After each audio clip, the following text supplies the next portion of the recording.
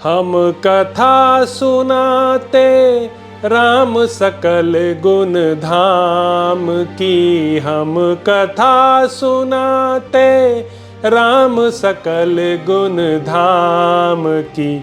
ये रामायण है पुण्य कथा श्री राम की। ये रामायण है पुण्य कथा श्री राम की। जम्बूदीपे भरत खंडे आर्यावर्ते भारतवर्षे एक नगरी है विख्यात अयोध्या नाम की। यह जन्म भूमि है परम पूज्य श्री राम की। यह जन्म भूमि है परम पूज्य श्री राम की। यह रामायण है पुण्य कथा श्री राम की। यह रामायण है पुण्य कथा श्री राम की। श्री सीताराम चंद्राभ्याम नमः।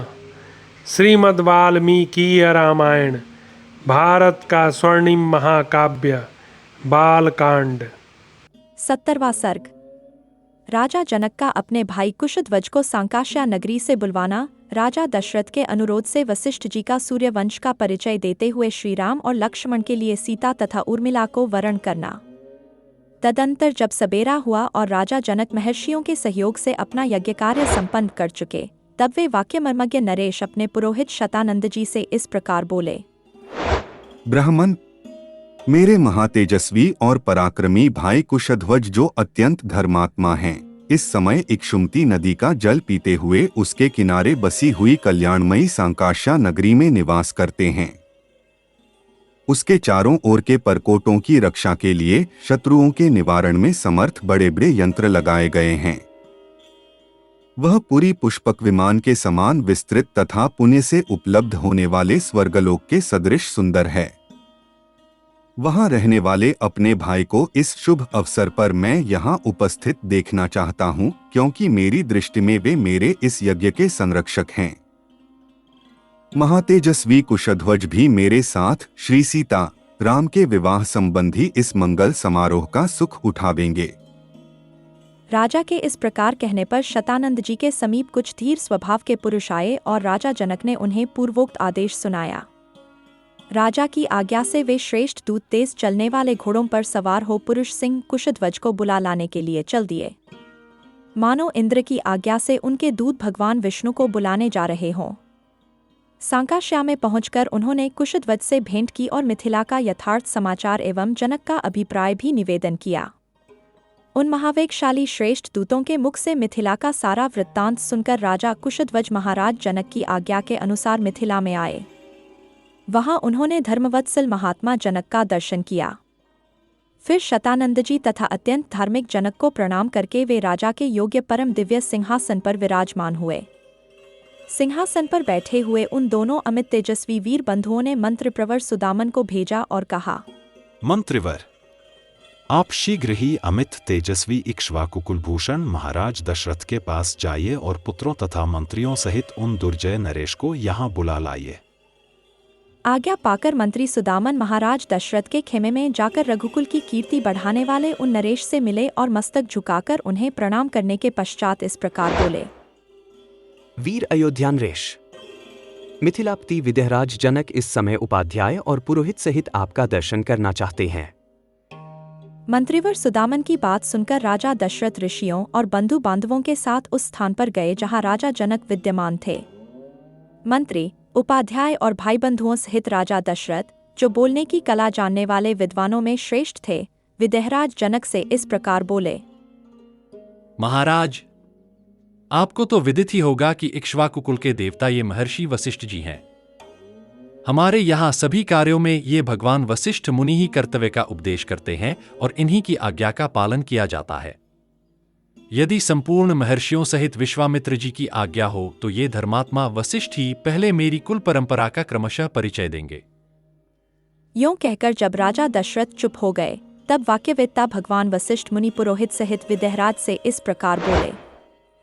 ब्रह्मा जी की उत्पत्ति का कारण अव्यक्त है, ये स्वयंभू हैं, नित्य, शाश्वत और अविनाशी हैं। उनसे मरीचि की उत्पत्ति हुई।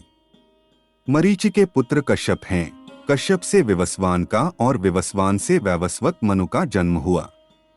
मनु पहले प्रजापति थे, उनसे इक्ष्वाकु नामक पुत्र हुआ। उन इक्ष्वाकु को ही आप अयोध्या के प्रथम राजा समझें। इक्ष्वाकु के पुत्र का नाम कुक्षी था। वे बड़े तेजस्वी थे। कुक्षी से विकुक्षी नामक कांतिमान पुत्र का जन्म हुआ।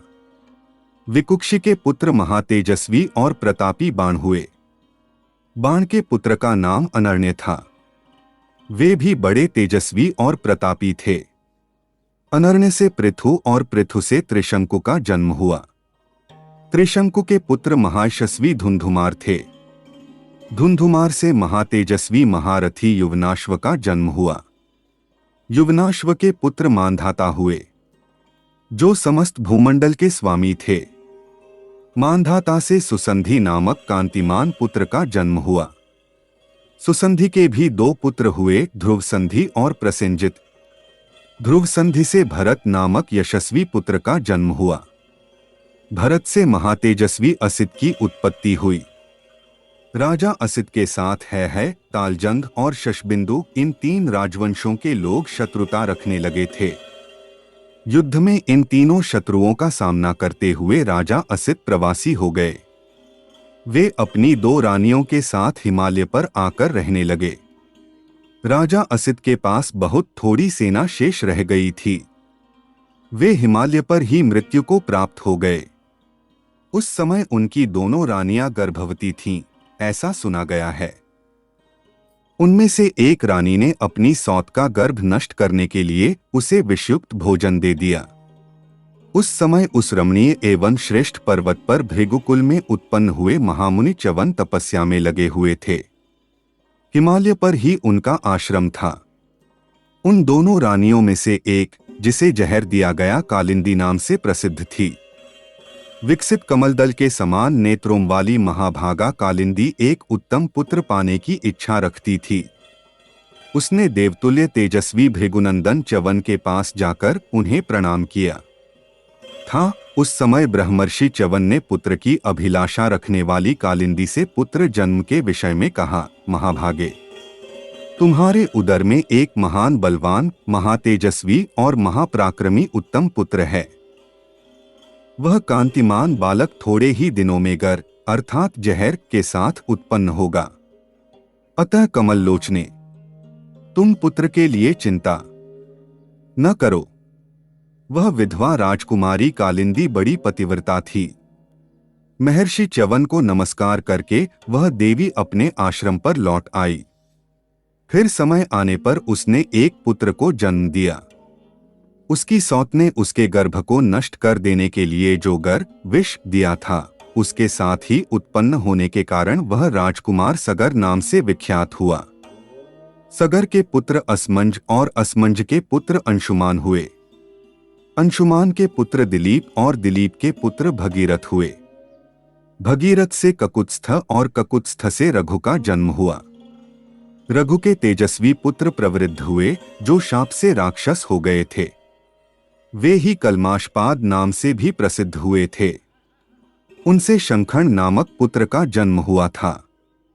शंखण के पुत्र सुदर्शन और सुदर्शन के अग्निवर्ण हुए। अग्निवर्ण के शीघ्रग और शीघ्रग के पुत्र मरु थे। मरु से प्रशुश्रुक और प्रशुश्रुक से अम्बरीश की उत्पत्ति हुई। अम्बरीश के पुत्र राजा नहुष हुए। नहुष के ययाति और ययाति के पुत्र नाभाग थे। नाभाग के अज हुए। अज से दशरथ का जन्म हुआ।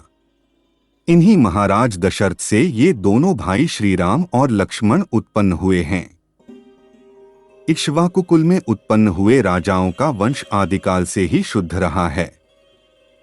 ये सब के सब परम धर्मात्मा, वीर और सत्यवादी होते आए हैं। नरश्रेष्ठ, नरेश्वर, इसी इक्ष्वाकु कुल में उत्पन्न हुए श्री राम और लक्ष्मण के लिए मैं आपकी 2 कन्याओं का वरण करता हूँ। ये आपकी कन्याओं के योग्य हैं और आपकी कन्याएं इनके योग्य, अतः आप इन्हें कन्यादान करें। 71वां सर्ग। राजा जनक का अपने कुल का परिचय देते हुए श्री राम और लक्ष्मण के लिए क्रमशः सीता और उर्मिला को देने की प्रतिज्ञा करना। महर्षि वशिष्ठ जब इस प्रकार इक्ष्वाकु वंश का परिचय दे चुके, तब राजा जनक ने हाथ जोड़कर उनसे कहा, मुनिश्रेष्ठ, आपका भला हो। अब हम भी अपने कुल का परिचय दे रहे हैं, सुनिए। महामते, कुलीन पुरुष के लिए कन्यादान के समय अपने कुल का पूर्ण रूपेण परिचय देना आवश्यक है, अतः आप सुनने की कृपा करें। प्राचीन काल में निमि नामक एक परम धर्मात्मा राजा हुए हैं, जो संपूर्ण धैर्यशाली महापुरुषों में श्रेष्ठ तथा अपने पराक्रम से तीनों लोकों में विख्यात थे। उनके मिथि नामक एक पुत्र हुआ। मिथि के पुत्र का नाम जनक हुआ। ये ही हमारे कुल में पहले जनक हुए हैं। इन्हीं के नाम पर हमारे वंश का प्रत्येक राजा जनक कहलाता है। जनक से उदावसु का जन्म हुआ। उदावसु से धर्मात्मा नंदिवर्धन उत्पन्न हुए। नंदिवर्धन के शूरवीर पुत्र का नाम सुकेतु हुआ। सुकेतु के भी देवरात नामक पुत्र हुआ। देवरात महान बलवान और धर्मात्मा थे। राजर्षि देवरात के बृहद्रथ नाम से प्रसिद्ध एक पुत्र हुआ। महावीर हुए, बृहद्रथ के पुत्र और सत्य पराक्रमी थे, जो और प्रतापी थे। महावीर के सुधृति हुए, जो धैर्यवान शूर, सुधृति के भी धर्मात्मा धृष्टकेतु हुए, जो परम धार्मिक थे। राजर्षि धृष्टकेतु का पुत्र हर्यश्व नाम से विख्यात हुआ। हर्यश्व के पुत्र मरु, मरु के पुत्र प्रतींधक तथा प्रतींधक के पुत्र धर्मात्मा राजा कीर्तिरथ हुए। कीर्तिरथ के पुत्र देवमीड़ नाम से विख्यात हुए। देवमीड़ के विबुध और विबुध के पुत्र महीक हुए। महीद्रक के पुत्र महाबली राजा कीर्तिरात हुए। राजर्षि कीर्तिरात के महारोमा नामक पुत्र उत्पन्न हुआ। महारोमा से धर्मात्मा स्वर्णरोमा का जन्म हुआ। राजर्षि स्वर्णरोमा से ह्रस्वरोमा उत्पन्न हुए। धर्मज्ञ महात्मा राजा ह्रस्वरोमा के 2 पुत्र उत्पन्न हुए, जिनमें ज्येष्ठ तो मैं ही हूं और कनिष्ठ मेरा छोटा भाई वीर कुशध्वज है। मेरे पिता मुझ ज्येष्ठ पुत्र को राज्य पर अभिषिक्त करके कुशध्वज का सारा भार मुझे सौंपकर वन में चले गए। वृद्ध पिता के स्वर्गगामी हो जाने पर अपने देवतुल्य भाई कुशध्वज को स्नेह दृष्टि से देखता हुआ मैं इस राज्य का भार धर्म के अनुसार वहन करने लगा। कुछ काल के अनंतर पराक्रमी राजा सुधन्वा ने सांकाश्य नगर से आकर मिथिला को चारों ओर से घेर लिया। उसने मेरे पास दूत भेजकर कहलाया कि तुम शिवजी के परम उत्तम धनुष तथा अपनी कमलनयनी कन्या सीता को मेरे हवाले कर दो। महर्षि, मैंने उसकी मांग पूरी नहीं की, इसलिए मेरे साथ उसका युद्ध हुआ। उस संग्राम में सम्मुख युद्ध करता हुआ राजा सुधन्वा मेरे हाथ से मारा गया। मुनिश्रेष्ठ, राजा सुधन्वा का वध करके मैंने सांकाश्य नगर के राज्य पर अपने शूरवीर भ्राता कुशध्वज को अभिषिक्त कर दिया। महामुने, ये मेरे छोटे भाई कुशध्वज हैं और मैं इनका बड़ा भारी हूं। मुनिवर, मैं बड़ी प्रसन्नता के साथ आपको 2 बहुएं प्रदान करता हूं। आपका भला हो। मैं सीता को श्रीराम के लिए और उर्मिला को लक्ष्मण के लिए समर्पित करता हूं। पराक्रम ही जिसको पाने का शुल्क शर्त था, उस देवकन्या के समान सुंदरी अपनी प्रथम पुत्री सीता को श्रीराम के लिए तथा दूसरी पुत्री उर्मिला को लक्ष्मण के लिए दे रहा हूं। मैं इस बात को 3 बार दोहराता हूं, इसमें संशय नहीं है। मुनिप्रवर, मैं परम प्रसन्न होकर आपको 2 बहुएं दे रहा हूं। वशिष्ठ जी से ऐसा कहकर राजा जनक ने महाराज दशरथ से कहा, राजन, अब आप श्रीराम और लक्ष्मण के मंगल के लिए इनसे गोदान करवाइए, आपका कल्याण हो। नांदी मुख श्राद्ध का कार्य भी संपन्न कीजिए। इसके बाद विवाह का कार्य आरंभ कीजिएगा। महाबाहो, प्रभो, आज मघा नक्षत्र है। राजन, आज के 3रे दिन उत्तरा फाल्गुनी नक्षत्र में वैवाहिक कार्य कीजिएगा।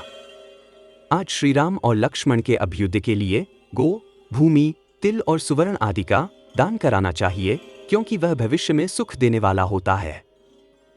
इस प्रकार श्री वाल्मीकि निर्मित आर्ष रामायण आदि काव्य के बालकांड में 71वां सर्ग पूरा हुआ।